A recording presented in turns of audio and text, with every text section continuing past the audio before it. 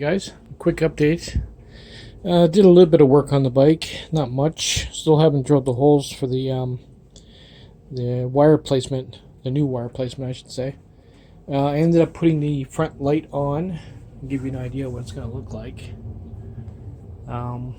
Basically I'm going to get really thick tie wraps and basically just tie wrap it right to the forks itself. Should be enough, it won't move. This isn't plastic, this is some carbon fiber. It's really stiff, so it's not going to bounce around a lot when I'm riding. The light itself isn't bad, it's easy to adjust. It's pretty much going to have to be pointed pretty low anyway, because it's very wide beam, and it'll affect drivers for sure. What else have I done? Oh, I rebled the brakes. I'm going to try and save them. I wanted to go with 2-piston, but I'm going to be spending the money that I was spending on the brakes on a rear hub motor. Obviously, that's the only thing I can get on this bike. I don't think I haven't tried to figure out a way of using that one there. I mean, I tried every idea. In here, up here, back here, under here. Even thought of putting a big-ass plate here and having it sitting right here. But I can't be bothered.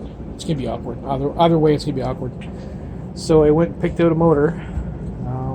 It's overrated for what they're saying. They're saying they actually advertise that the windings are really thick. And the last time I bought a motor off of these guys, it was pretty good. It lasted like 10 years overvolted before I destroyed it by mistake.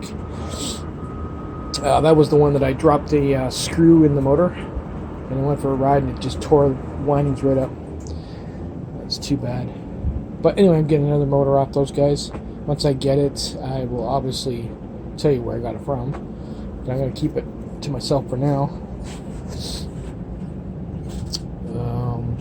The reason I'm doing this is because I need the motor here before spring thaw. I need to be able to obviously do what I did with that one there. Drill the holes, put the covers on, put the fans in it. It'll be the same for the back.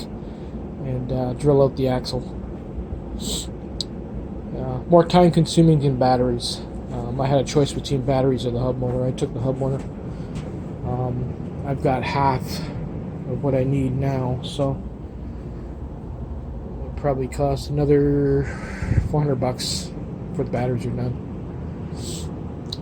Anyway, I figured I'd give you that quick update. The light actually did turn out pretty good. I don't need any brackets or anything else.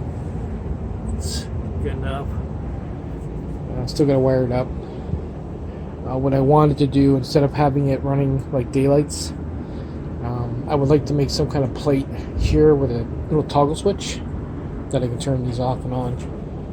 I don't need running lights in the daytime anyway, so anyway, take it easy. When either batteries or the hub motor gets here, I'll do an update on the build. Later, guys.